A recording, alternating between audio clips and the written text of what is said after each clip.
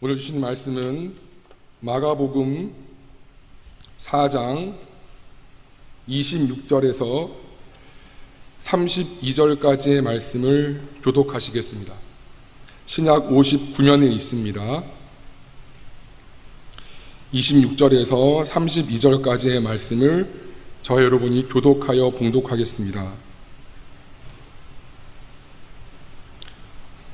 59면에 있습니다.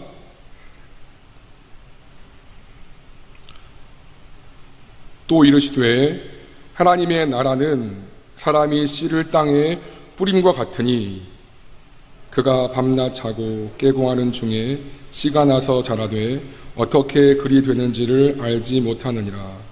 땅이 스스로 열매를 맺되 처음에는 싹이요 다음에는 이삭이요 그 다음에는 이삭의 충실한 곡식이라.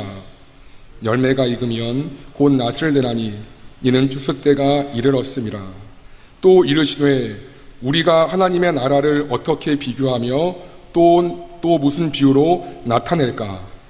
겨자씨 한 알과 같으니 땅에 심길 때에는 땅 위의 모든 씨보다 작은 것이로되 합독하시겠습니다. 심긴 후에는 자라서 모든 풀보다 커지며 큰 가지를 내나니 공중의 새들이 그 그늘에 깃들일 만큼 되느니라. 아멘. 오늘을 믿음으로 심으라 라는 제목으로 하나님 말씀을 증거하겠습니다. 여러분 여기 위에서 보면 여러분들이 한눈에 보여서 참 좋습니다. 너무나 오늘도 수에 관계없이 여러분들이 오셔서 너무나 기쁘고요.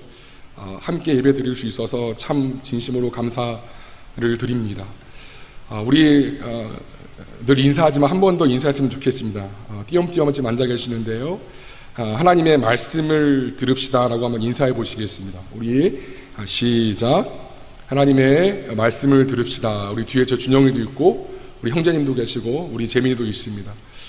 네, 여러분 이 시간 하나님의 말씀이 들리는 은혜가 저와 여러분 가운데 있기를 기도합니다. 오늘 본문은 하나님 나라에 대한 예수님의 비유를 말씀하고 있습니다. 예수님은 마태복음, 마가복음, 누가복음 이 세 권에서 37가지의 비유를 통하여 하나님 나라에 대해서 말씀하십니다. 이 비유의 핵심들은 여지없이 동일한데요. 하나님 나라와 그 회복입니다. 당연하지요. 예수님께서 하나님 나라를 증거하시고 그 회복을 위하여 오신 분이기 때문입니다. 여러분 제가 여러 번 말씀드렸지만 하나님의 나라는 하나님의 주권이 회복된 나라요, 하나님의 법과 식이 실현된 나라요, 그러므로 하나님이 최초의 원래의 원형의 모습대로 인류에게 행복과 만족과 평강을 주기 위해 계획된 그 아름다운 모습의 나라를 말합니다.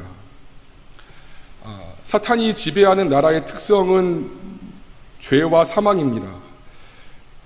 과학과 지식과 문명이 발전될수록 인류의 삶이 윤택하여질 수는 있겠으나 세상은 이 죄와 사망의 굴레에서 결코 나올 수가 없습니다. 죄의 삭은 사망이라. 열심히 수고했는데 옛다 삭시를 줬는데 사망입니다. 인류의 어떤 정신사도 이 죄의 굴레에서 벗어날 수가 없다는 것입니다. 결국은 죄인이고 결국은 사망이고 답이 없습니다. 출구가 없습니다. 그러나 하나님 나라의 특징은 의와 생명입니다. 왜냐하면 하나님께서 십자가의 죽으심으로 우리의 죄의 문제를 해결하셨기 때문에 생겨지는 의로움인 것이고요. 3일 만에 부활하심으로 사망 권세를 깨뜨렸기 때문에 거기에 생명이 있습니다. 그러므로 예수 그리스도가 유일한 복음이자 하나님 나라 그 자체가 된다는 것입니다. 이 하나님 나라가 구약에서는 이스라엘 왕조 역사를 통해서 가시화되었다면 성령이 오시고 신약 시대에는 교회를 통하여 가시화됩니다. 그래서 교회가 말도 많고 탈도 많고 죄인들이 모인 곳이라서, 하지만 그럼에도 여전히 이 세상의 유일한 소망이 될 수밖에 없는 이유입니다. 왜냐하면 교회만이 노아의 홍수처럼 홍수에 빠진 이 세상의 구원의 길을 알려주는 유일한 기관이기 때문입니다. 이 교회는 예수님이 직접 세우신 예수님의 교회입니다. 마태복음은 이렇게 이야기합니다. 또 내가 내게 이르노니 너는 베드로라. 내가 이 반석 위에 내 교회를 세우리니 음부의 권세가 이기지 못하리라. 누구의 교회예요? 예수님의 교회예요. 10,000명이 모이던 1,000명이 모이던 1명이 모이던 이 교회는 누구 것이에요? 예수님의 것이에요. 누구 반석이에요? 예수님의 반석 위에 세워지는데 음부의 권세가 이기지 못하리라. 그것이 사탄이 모든 시대에 걸쳐서 어떻게 해서든지 교회를 핍박하고 또는 회유하고 또는 분열시키려는 이유입니다. 그리고 곧 오실, 여러분 주님은 곧 오십니다. 요한계시록은 소설이 아니고요, 신화가 아니고요, 명확한 진리의 말씀임을 믿으시기 바랍니다. 주님은 반드시 오십니다. 그러므로 그리스도의 재림이 가까워지고 있는데 이 마지막이 가까울수록 자기 때가 얼마 남지 않은 사탄 마귀는 한 영혼이라도 더 자기랑 같이 지옥불로 끌어들이려고 발악을 하는 것입니다. 그리고 그 초입에 저와 여러분이 서 있다는 것입니다. 그러므로 여러분, 교회의 구성원이자 교회 그 자체인 여러분 한 명 한 명이 하나님께서 보실 때 얼마나 귀중하고 소중한지 말로 이를 다 할 수가 없습니다. 특별히 10명 중에 1명 꼴일까요?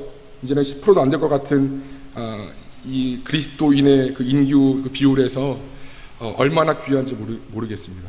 게다가 유일한 분단 국가인 이 대한민국, 그리고 세계 몇 안 남은 기독교 가치를 사회 기반으로 하고 있는 사회 몇 안 남은 이 대한민국에서 여러분이 그리스도인이다, 이것은 실로 어마어마한 은혜이자 여러분이 생각하는 것 이상으로 여러분을 향한 하나님의 사명이 있다는 것을 믿으시기 바랍니다.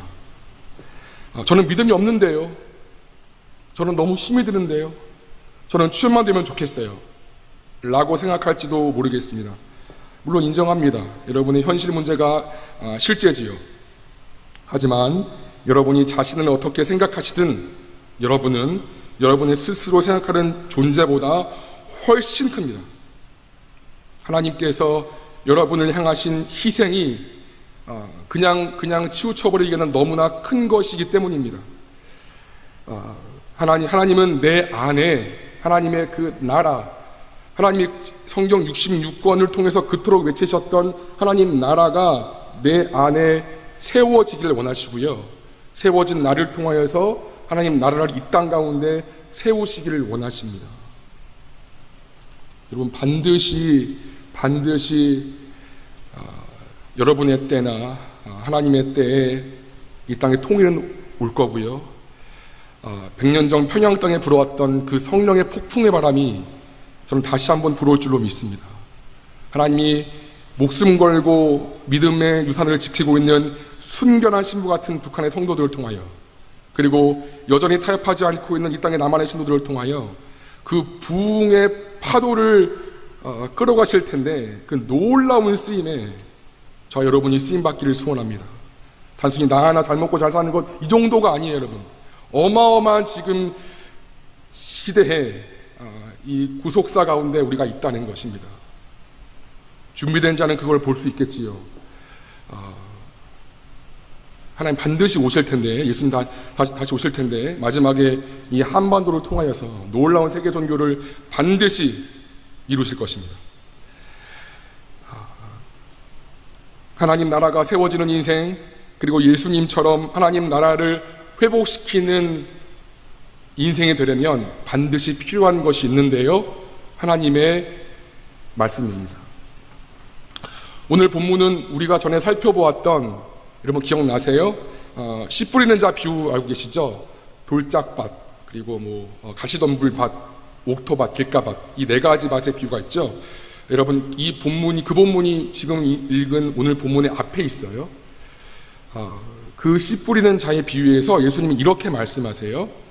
또 이르시되 너희가 이 비유를 알지 못할진대. 지금 같은 장에 있는 구절이에요. 어떻게 모든 비유를 알겠느냐? 뿌리는 자는 말씀을 뿌리는 것이라. 이거 굉장히 중요한 말씀이에요. 앞으로 내가 많은 하나님 나라에 대한 비유를 할 건데 내가 지금 말하고 있는 이 4가지 밭에 대한 비유를 알지 못하면 이 나머지 것은 진도를 나갈 수가 없어. 그 얘기예요. 이 비유를 알지 못하는데 어떻게 다음 비유를 이해할래? 그 얘기예요 지금. 예수님의 모든 비유는 하나님 나라를 설명하기 위함입니다. 그런데 예수님께서 이 씨 뿌리는 비유를 알지 못하면 다른 모든 비유를 알 수 없다고 하십니다. 이 설명이, 이 씨 뿌리는 설명이 하나님 나라에 관한 가장 기본적인 가르침이라는 것입니다. 여러분 기억나세요? 씨 뿌리는 자의 비유는 뭐예요? 우리의 마음의 옥토밭에 말씀의 씨앗이 심겨서 30배, 60배, 100배의 여실을 맺는 것이 그 말씀의 주제였지요. 그것이 하나님 나라라는 것입니다. 그러므로 여러분, 하나님 나라를 이루어가는 가장 기본이자 토대는 다른 것이 아니라 하나님의 말씀이 신자의 마음에 심겨지는 것에서부터 출발한다는 것을 알 수 있습니다. 다시요. 다른 것이 아니라 하나님의 생명의 말씀이 신자 안에 심겨질 때부터 하나님 나라의 시작이고 이게 돼야 다음 것들이 이해될 거야 라고 지금 말씀하시는 거예요. 때문에 이 씨 뿌리는 비유가 제일 첫 번째 비유예요. 말씀하신 것처럼. 이제 그 연장선에서 오늘 본문을 보시겠습니다. 우리 26절에서 29절을 한번 보시겠습니다.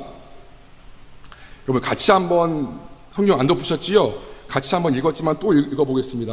시작. 또 이르시되 하나님의 나라는 사람이 씨를 땅에 뿌림과 같으니 그가 밤낮 자고 깨고 하는 중에 씨가 나서 자라되 어떻게 그리 되는지를 알지 못하느니라. 땅이 스스로 열매를 맺되 처음에는 싹이요 다음에는 이삭이요 그 다음에는 이삭에 충실한 곡식이라. 열매가 익으면 곧 낫을 되나니 이는 추수 때가 이르렀음이라. 아멘. 여러분 농부가 밭에 씨를 뿌려요. 농부가 이렇게 생각해보세요. 아무리 부지런한다 할지라도 씨를 뿌리고 물 주는 것밖에는 못해요. 바꿔 말하면 농부가 할 수 있는 것, 농부가 해야 하는 건 씨를 뿌리고 물을 주는 것이지요. 그러면 이 말씀처럼 밤낮 자고 깰 때 씨앗 자체의 그 생명력으로 자라난다고 지금 말씀하세요. 그렇죠? 바꿔 말하면 이거는 즉 씨앗을 뿌리는 것은 나의 영역이고 그 씨앗을 자라나게 하시는 것은 하나님의 영역이라는 것입니다. 말씀은 이렇게 이야기를 해요. 같이 한번 읽어보겠어요, 여러분. 시작. 나는 심었고 아볼로는 물을 주었으되 오직 하나님께서 자라나게 하셨나니 그런즉 심는 이나 물 주는 이나 아무것도 아니로되 오직 자라게 하시는 이는 하나님뿐이라. 심는 이와 물 주는 이는 한 가지이나 각각 자기의 일한 대로 자기의 상을 받으리라. 굉장히 중요한 말씀이에요. 그래서 나는 바울이에요. 나 바울은 심었다. 최초의 복음을 증거한 거예요. 아볼로라는 또 사역자는 그 토대 위에서 그들을 잘 물을 주었다. 잘 제자 훈련시킨 거예요. 근데 나나 바울이나 아무것도 아닌 것은 그 사람을 자라나게 하는 것은 하나님이시기 때문이다 라고 지금 말하는 것입니다. 그렇다고 해서 상이 없나요? 그렇지 않죠. 각각 자기가 일한 대로 자기의 상을 받으리라 분명히 말씀하세요. 단 심겨진 말씀이 그 영혼에게 자라나게 하는 것은 하나님이시기 때문에 결국 하나님께서만 전부시라는 거죠. 여러분 제가 하나님은 제게 대학생활 동안 많은 영혼들을 양육할 수 있는 그런 은혜와 기회를 주셨어요. 그 중에는 참 모범적으로 따라오는 친구도 있었고요. 반면에 참 얘가 왜 하필 나한테 와서 날 이렇게 힘들게 하나 라는 친구도 있었습니다. 저도 같은 대학생이었어요. 나도 없는 시간 쪼개서 순모임, 그러니까는 성경 공부 목장 모임이죠. 지금으로 말하면 순모임 시간을 정하면 그 친구는 아예 늦거나 연락도 없이 나타나지 않았습니다. 밥 사주면서 같이 전도하러 나가면 제가 하는 걸 봐야 되잖아요. 훈련이니까. 근데 잠깐 눈 다른 곳에 팔거나 잠깐 화장실 갔다 오면 뭐 농구나 축구를 하고 있거나 말도 없이 아니면 그냥 집에 가버리는 참 저를 힘들게 하던 친구였습니다. 겨우 설득해서 데리고 간 예배나 수련회에서는 참 바라볼 때도 힘들게 그냥 말씀을 듣는 둥 마는 둥, 기도를 하는 둥 마는 둥 굉장히 지루해하면서 있던 친구였어요. 저 또한 그때 21~22살이었어요, 여러분. 22~23살이었다고요. 20대 초반의 어린 나이로 가끔은 그런 순원을 보면서, 목장원들을 보면서 주님을 원망하기도 했습니다. 주님, 다른 순장의 순원들은 알아서 잘 나와서 순장의 기쁨이 되어지는데 전 왜 하필 제가 와서 저를 이렇게 힘들게 합니까? 제가 제대로 저 친구 하지도 않는데 제가 이렇게 고생하면 뭐합니까? 라고 기도했었던 기억이 납니다. 그런데 여러분, 그렇게 저를 힘들게 했던 그 친구가 선교사가 되어서 아내와 아이들을 데리고 함께 곧 출국합니다. 순장님 기도해 주세요. 저 다음 주 언제 나가요. 기가 막힐 노릇입니다. 상상도 할 수 없는 노릇입니다. 오히려 이 친구보다 아주 모범적인 친구들은 그렇게까지는 안 했던 것 같아요. 근데 이 친구가 연락이 닿았고 하나님이 어느샌가 이 친구를 변화시키셨고 헌신하게 하셨고 이제는 우리가 가기를 꺼려하는 나라로 자기 두 아이들과 함께 간다는 거예요. 기가 막힐 노릇입니다. 지금 돌아보면 저 또한 22~23살의 나이로 어린 나이였죠. 22~23살, 지금 태연이 수빈이 나이예요. 어린 나이예요. 그래도 맡겨주신 거니까, 맡겨주신 영혼이니까 최소한 죄는 짓지 말자라는 마음으로 참 의무감을 했던 것 같습니다. 성령 충만으로, 기쁨으로, 영혼을 사랑함으로? 아니요, 그러지 않았어요.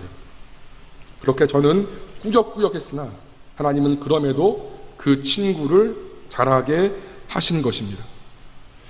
저는 그 수능을 보면서 왜 이렇게 너는 안 변하냐? 그냥 나가! 속으로 원망할 적이 참 많았는데 제가 28절을 깨닫지 못했기 때문이었습니다. 우리 본문 여러분 28절 한번 보실게요. 28절이에요. 제가 읽겠습니다.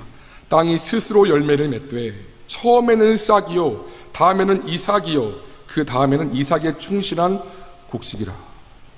제가 이 말씀을 못 깨달았어요. 뿌려진 말씀의 씨앗은 한 번의 곡식이 되지 않습니다. 그렇죠? 처음에는 싹이 나고요, 그 다음에 이삭이 맺히고요, 그 다음에 곡식이에요. 하나님 나라가 한 번에 불 받아가지고 확 변화될 수도 있겠지만 일반적으로는 예수님 말씀에 근거하면 단계적으로 이루어진다는 거예요. 전 이걸 몰랐어요. 당장에 눈에 보이는 하나님 나라가 없다고 실망합니다, 많은 사람들이. 그러나 여러분, 내가 지금 신경 쓸 것은, 내가 지금 집중할 것은 말씀을 내가 심고 있느냐 이지 열매는 하나님의 영역이라는 것입니다. 비록 지금은 그것이 감추인 것처럼 보이지만 그렇다고 항상 감추인 채로 머물러 있다고 생각하면 안 됩니다. 내 안에 심겨진 말씀, 그 안에 심겨진 말씀, 그 가정 안에 심겨진 말씀, 그 학교 안에 심겨진 말씀이 때가 되면 하나님께서 자라나게 하심을 기억해야 한다는 것입니다. 다음으로는 두 번째 비유를 살펴보겠습니다. 우리 31절과 32절의 말씀을 같이 한번 읽어볼게요. 31절과 32절을 같이 한번 읽어보시겠습니다. 시작. 겨자씨 한 알과 같으니 땅에 심길 때에는 땅 위의 모든 씨보다 작은 것이로되 심긴 후에는 자라서 모든 풀보다 커지며 큰 가지를 내나니 공중의 새들이 그 그늘에 깃들일 만큼 되느니라. 여러분, 첫 번째 이 씨앗의 비유가 씨앗의 생명력, 자라나게 하시는 하나님께 두었다면, 두 번째 이 비유의 초점은 씨앗의 자금에 있습니다. 사진을 보시면 여러분, 이게 겨자씨래요. 아마 수백 알 정도 모인 것 같은데 굉장히 작죠. 아마 손톱이 뭐예요? 아마 더 작은 것 같아요. 한 알로 치면. 사진에서 보는 것처럼 당시 겨자씨는 팔레스타인에서 흔히 볼 수 있는 소재였어요. 굉장히 작은 씨앗이었습니다. 그런데 이 겨자씨가 자라게 되면 3m까지 자란다고 해요. 제가 거의 거의가 아니죠. 1m 80입니다. 근데 저의 2배까지 자란다는 거예요. 예수님은 이 비유를 통해 작은 겨자씨가 자라면 매우 큰 나무가 되는 것처럼 하나님 나라와 하나님의 역사는 그 첫 출발이 지극히 작은 곳에서 출발한다는 것을 말씀하십니다. 여러분, 당시 유대인들은 하나님 나라의 그 번성함에 대해서는 알았어요. 구약의 말씀을 증거했으니까. 하나님 나라가 임하면 온 땅을 덮을 영광일 것을 그들은 다 알았다고요. 하지만 그 하나님의 나라가, 그 완전한 그 번성한 하나님의 나라가 가장 작은 씨앗이었던 예수님으로 그들 가운데 임한 것은 아무도 볼품이 없었던, 아무도 흠모하지 않았던 그 예수라는 한 몫이라는 초라한 사람으로 올 줄은 몰랐던 것이지요. 과연 십자가에서 죽게 될 아무 볼품없는 한 인물이었던 예수라는 사람이 온 세상을 덮고도 남을 이렇게 큰 나무가 될지는 아무도 몰랐습니다. 여러분, 이것이 제가 늘 말씀드리는 것처럼 내가 하고 있는 작은 것이 결코 작은 것이 될 수 없는 이유예요. 그리고 한 가지가 곧 10가지인 이유이기도 합니다. 오늘 내가 짧게 본 큐티 말씀 별로 마음에 감흥도 없어. 별로 삶도 달라지지 않아. 뭔 소용이야.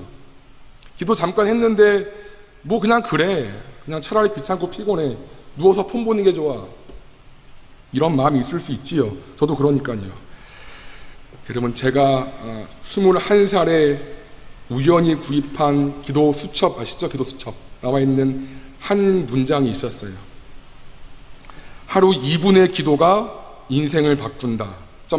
무명의 그리스도인. 많은 명언들이 페이지마다 있었어요. 기도는 뭐다. 근데 이 말씀 드리니까 확 다가왔어요. 누군지 모르겠지만 하루 2분의 기도가 인생을 바꾼다고? 왜 저라고 기도하기 싫을 때가 없겠습니까? 기도할 수 없어 보일 만큼 바쁠 때가 왜 없겠습니까? 그때마다 생각합니다. 그래, 아무리 바빠도, 아무리 기도하기 싫어도 잠깐 앉아서 2분이면 할 수 있는 거잖아. 그래서 정말 딱 2분만 기도하라고, 정말 딱 2분이야 하고 스스로한테 얘기하면 자리에 꾸역꾸역 앉습니다. 근데 그 2분을 들이면 5분이 되고 10분이 되고 30분이 되고 1시간이 되고 2시간이 되더라는 것입니다. 진짜 바쁘면 2분이 뭐예요? 10초. 하나님, 저 엄청 바빠요. 빨리 출근해야 돼요. 아시지요? 하나님 도와주세요. 아멘. 끝. 이렇게 나올 때도 있습니다. 근데 여러분, 달라요. 그 짧은 것 드린 것과 그냥 생각지도 않고 나온 것과는 하루가 다릅니다. 아무것도 아닌 게 아무것도 아닌 것이 아닌 것입니다. 여러분, 제가 청년부 단톡에 매일마다 말씀 한 구절을 올리는 거를 다 알고 있을 줄로 믿습니다. 대부분의 청년들이 카톡 숫자 1 있잖아요. 그거 줄이려고 읽지도 않고 넘어간다는 거 제가 느낌적인 느낌으로 알고 있고, 또는 들어서도 알고 있습니다. 근데 제가 왜 올립니까? 제가 한가합니까? 하나님께서 그날 그 지체에게, 그 환경에서 그 말씀을 통하여 어떻게 역사하실지 모르기 때문입니다. 항상 또 올려서 귀찮아 죽겠는데 했던 말씀인데 유독 그날 그 환경에서 이 말씀이 꽂히게 하실지 모르기 때문입니다. 청년부에서 일괄적으로 구매하고 있는 큐티 아시죠? 큐티집. 이게 2달치예요. 한 권에 6,000원. 20권씩 구매하면 12만 원이고요. 1년에 6번이니까 72만 원인 거죠. 여러분, 청년부 재정의 거의 10분의 1입니다. 작지 않은 재정이에요.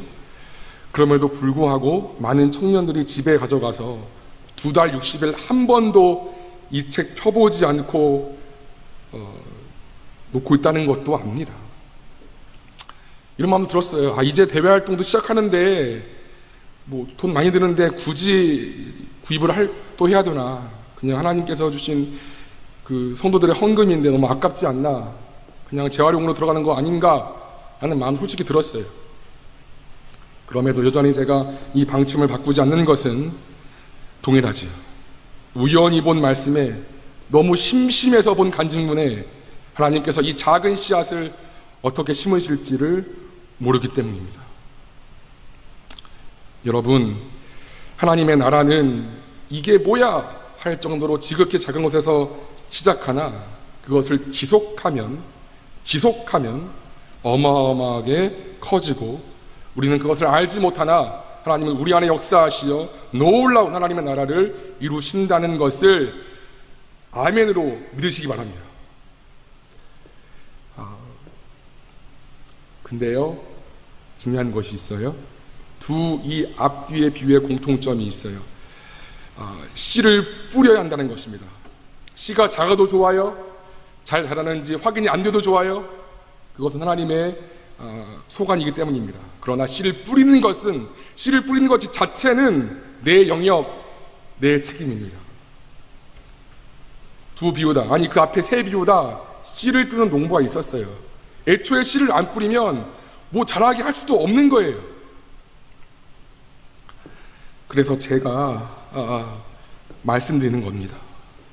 매일 올리는 한 구절 말씀, 아유 귀찮아, 그냥 넘어가지 말고요, 세 번만 소리내어 읽고 넘어가세요. 여호와는 나의 목자시니 내가 부족함이 없으리로다. 여호와는 나의 목자시니 내가 부족함이 없으리로다. 여호와는 나의 목자시니 내가 부족함이 없으리로다. 10초도 안 걸려요. 근데 이렇게 되뇌어서 내 마음에 심고 말씀을 확인해서 눈으로 바라보고 소리내어서 읽고 내 마음에 그래도 저장시킨 사람이랑 보지도 않고 넘기는 사람은 시간이라는 것이 곱해질수록 차이가 확 난다는 것입니다. 주일책도 마찬가지예요. 여러분 다 지금도 드릴 건데요, 집에 가서 묵상은커녕 안 읽어도 좋아요. 그냥 여러분이 잘 보이는 곳에 두세요. 내 침대맡에, 내 책상에, 내 어떤 노트북 앞에 그냥 놓으세요. 그냥 놓으세요. 그리고 정 심심하면, 정 따분하면, 갑자기 필이 꽂히면 그때 보셔도 돼요. 말씀이 안 들어와요? 그럼 말씀의 해설을 보세요. 해설도 안 들어와요? 그럼 간증문 재밌거든요? 간증문 보세요. 굉장히 미약하고 이게 뭐야, 작은 것이지만 작지 않아요. 작지 않다고요. 여러분 중에 좀 열심히 있는 사람들은 그래도 큐티해야지 하고 가방에 넣고 다니는 사람도 있죠. 훌륭합니다. 근데요, 제 경험상 가방에 넣고 다니면 안 읽어요. 그냥 집에 나갈 때부터 들고 나오세요. 버스 타서 봐야지, 지하 타서 봐야지, 사람 많고 밀리면 못 꺼내고요, 안 보더라고요 저도. 근데 들고 나오면 이렇게 해서도 봐요. 이렇게 해서라도 사람한테 밀려도 이렇게 해서 본다고요. 그냥 들고 다니기만 해요. 안 봐도 좋으니까. 지금 제가 말씀드리는 것은 다 작고 미약한 것입니다. 별로 어렵지도 않습니다. 여러분 제가 수학적으로 좀 말씀해 드릴게요.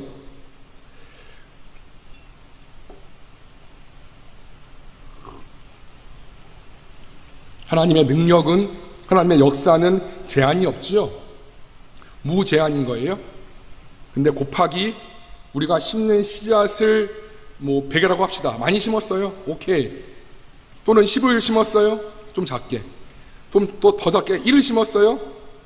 그것도 힘들어. 0.1 심었어요. 그것도 힘들어. 아무것도 아니야. 0.0001을 심었어요. 그래도 곱하기 하나님의 능력의 이 무한대는 곱해지면 무한대의 하나님의 역사가 나타나지요. 근데 하나님의 능력이 아무리 무한대도 값이 이퀄 0이 될 수가 있어요.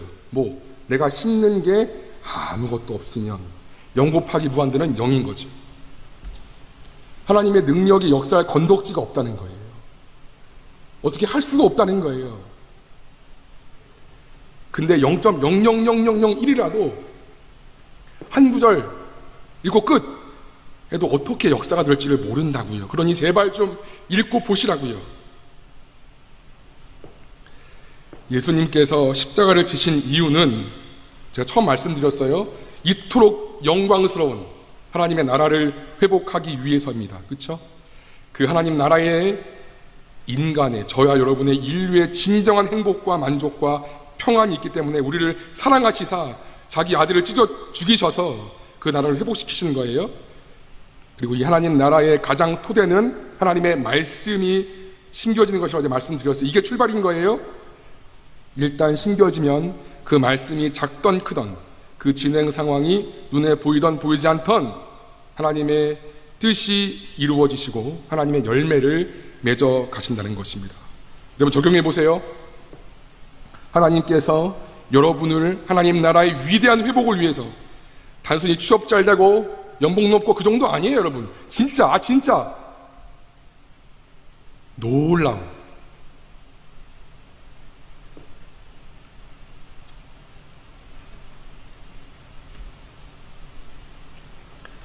그 계획이 있다는 거예요. 진짜 믿어보라니까. 진짜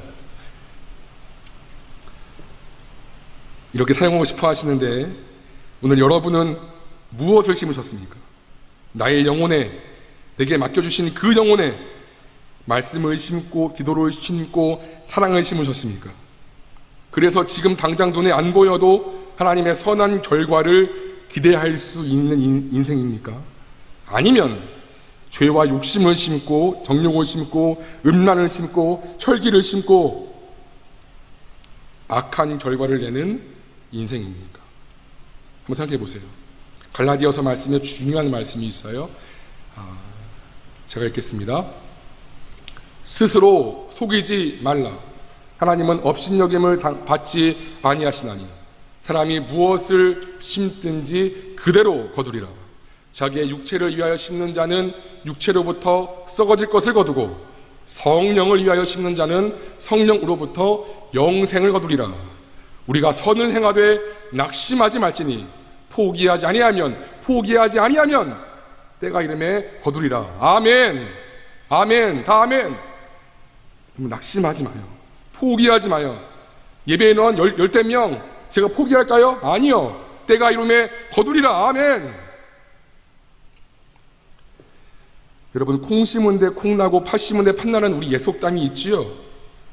영의 일도 마찬가지예요. 교회를 오래 다녀도 성령을 위하여 심지 않았던 자는 이꼴 곧 육체를 위해 심었다는 것이고 그 모양이 어떠하든 간에 이것은 내 영의 곳간이 텅텅 비었다는 거예요. 무늬만 교인인 거지요. 하지만 열심히 말씀 보고 기도하는데도 또 이런 친구도 있어요. 기도하는데도 내 삶에 아무런 일도 일어나지 않는 것 같아서 죽을 것 같다. 하나님 뭐 하시나? 내 기도를 듣고 계시나? 이런 사람이 있어요. 여러분, 제가 권면합니다. 그런 분들께 우리의 연약함을 도우시는 보혜사 성령님을 의지하고 지금의 자리를 사수하십시오. 방향이 올바르다면 꾸준함은 곧 능력입니다. 다시요. 방향이 올바르다면, 하나님의 뜻대로 가고 있다면 꾸준함은 곧 능력입니다. 세상살이에 힘이 들면, 여러분, 저도 일해요.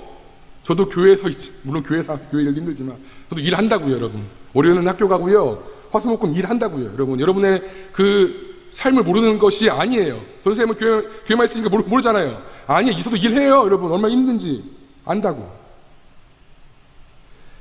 힘이 들면 하루 씨앗 한 알도 좋고요, 기어가도 좋으니 주님을 향하여 심고 향하는 것을 포기하지 마십시오. 제 영혼이 말씀 앞에 고꾸라지고 그렇게 말 안 듣고 속썩이던 영혼이 선교사로 헌신할 줄을 누가 알았습니까?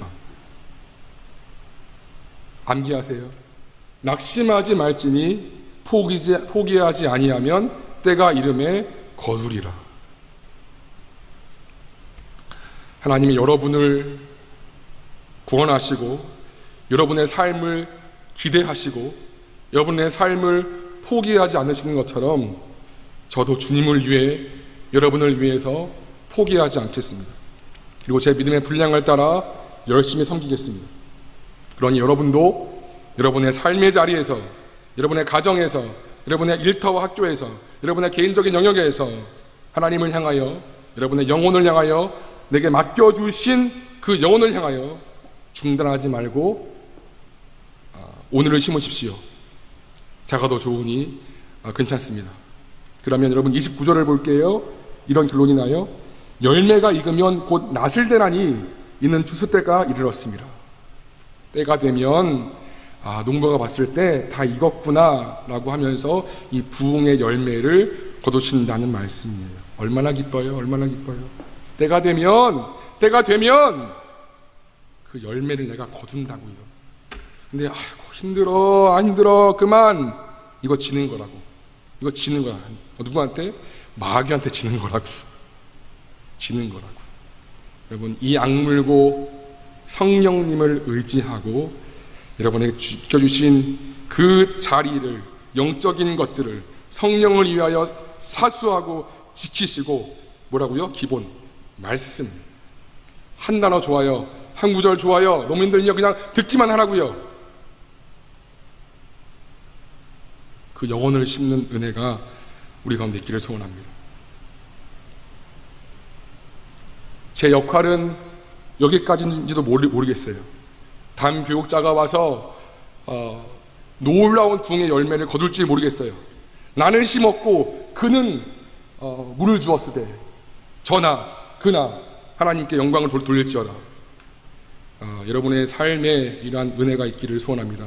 들을 귀 있는 자는 들을지어다. 들을 귀 있는 자는 들을지어다. 제가 소설 쓰지 않습니다.